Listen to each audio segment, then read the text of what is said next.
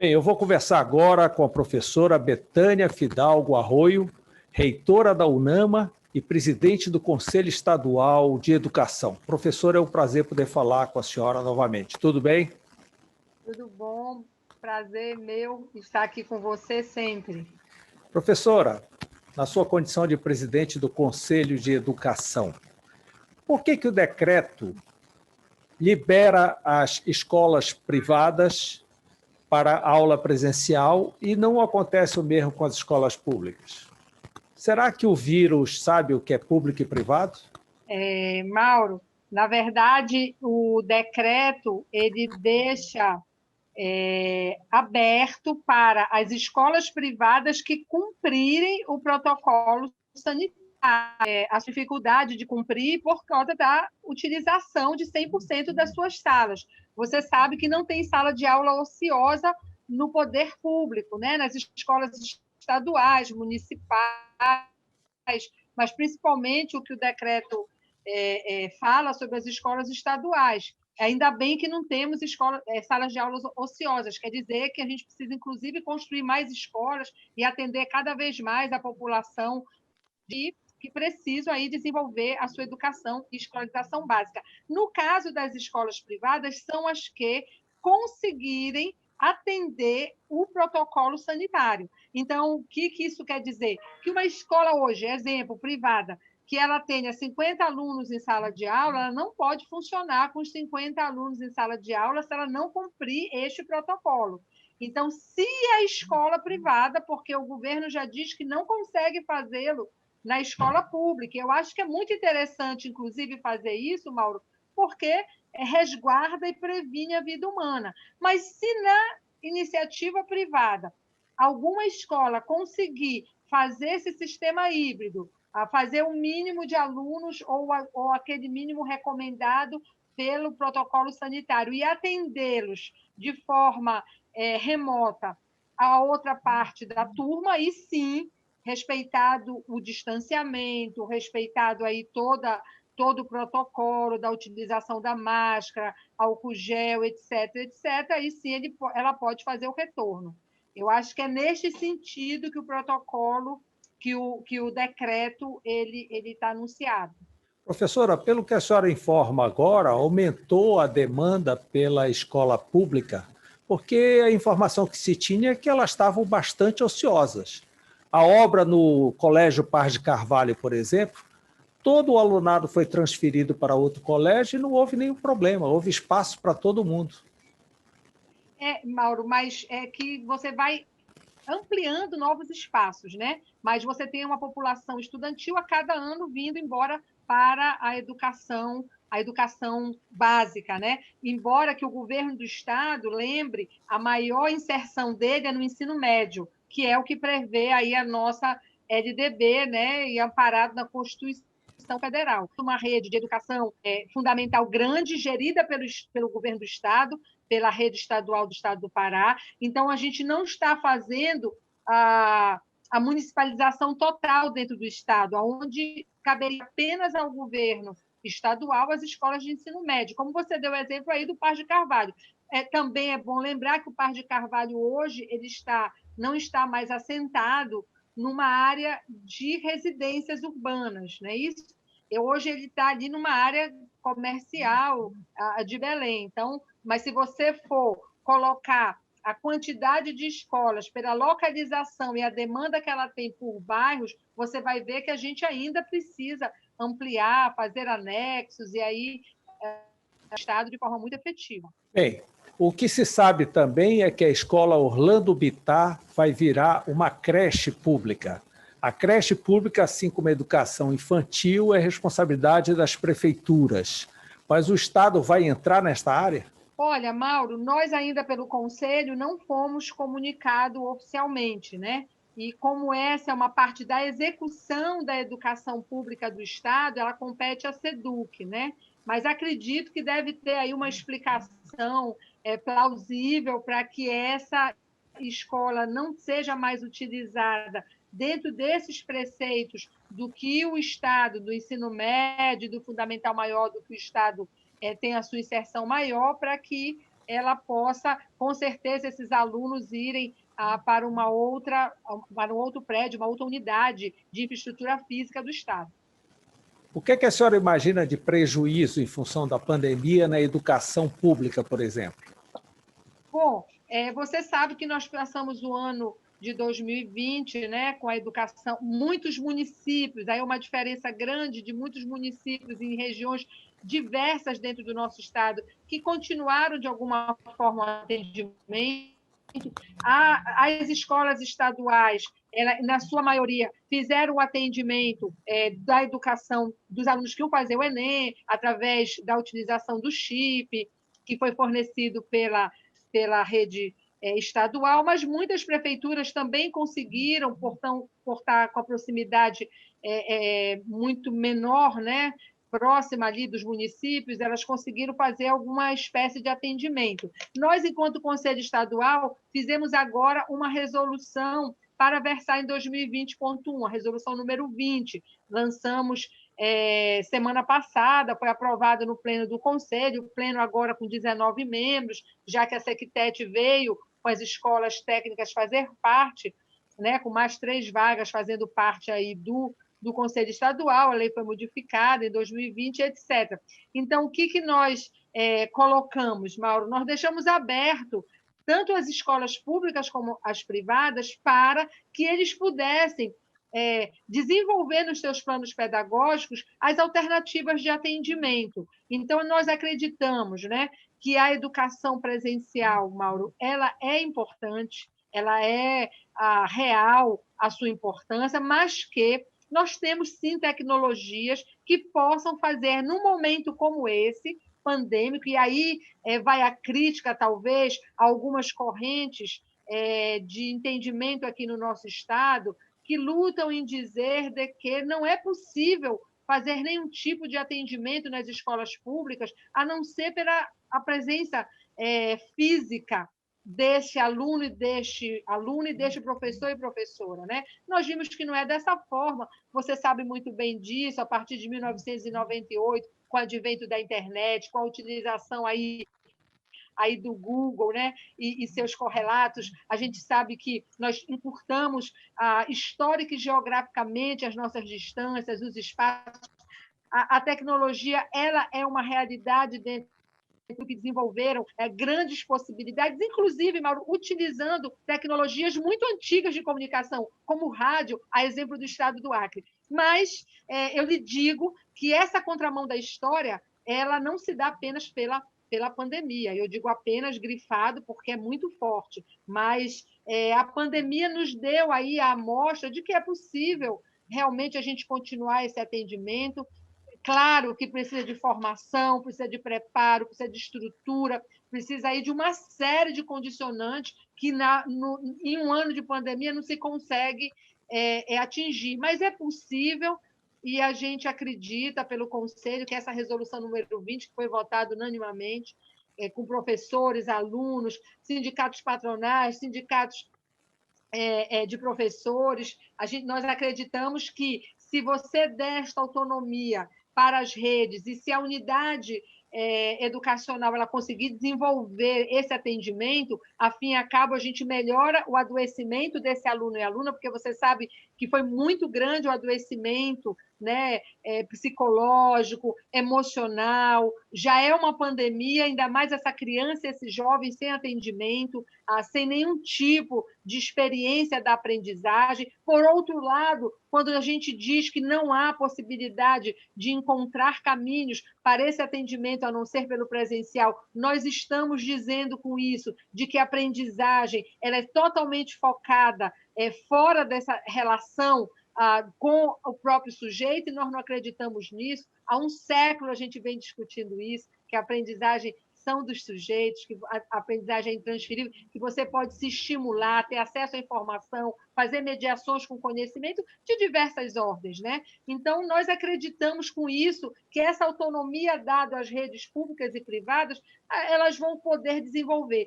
A outra corrente é dizer, bom, mas isso não é paritário, porque você vai atender A e não atende B e não atende C, enfim, são questões que a própria sociedade ela vai ter que discutir, refletir e pensar. que não cabe apenas ao Conselho Estadual fazê-lo. Mas algo benéfico poderá ter ficado como legado dessa situação de dificuldade. Se a gente conseguir aparelhar tecnologicamente as escolas públicas e o alunado aderir a esse aparelhamento, tudo será bem mais fácil, sem dúvida. Com certeza, com certeza. É muito importante a gente parar para pensar, refletir, pensar o que isso subliminarmente está querendo nos dizer. Precisamos fazer aí a contemporaneidade. Eu não uso a palavra modernidade, eu uso a contemporaneidade do processo de educação, do processo de aprendizagem desses sujeitos. Ora, Mauro, se a tecnologia é utilizada hoje para você fazer pelo aplicativo todo tipo de ação social que você tem. O próprio empregado, ele é monitorado hoje pelo empregador, pelo e-social, nós utilizamos o aplicativo de banco para fazer, comprar, vender. Eu brinco que você até casa hoje pelo aplicativo do celular. E como é que você não consegue entender a importância das escolas públicas e privadas, delas poderem utilizar a tecnologia a favor dessa aprendizagem? A aprendizagem humana é o bem maior que nós temos, né? Nós, como professores e professoras, sabemos disso, né? Quando você desenvolve, dá ferramentas, instrumentaliza essa criança e esse jovem, para que ele possa atuar socialmente com ética, com respeito, com convivência social, nós fazemos uma função para a escola realmente, além de instrumentalizado para problemas reais da vida profissional que ele vai desenvolver. Mas é muito importante nós, enquanto todos os segmentos, pararmos para pensar, mas para dialogar, Mauro, para ouvir. Essa metodologia de quanto pior, melhor, ela já faliu. Esse caos de querer impor as suas próprias convicções para um mundo que é globalizado, pluralizado, para um mundo que tem que respeitar as diversidades. É muito importante a gente poder sair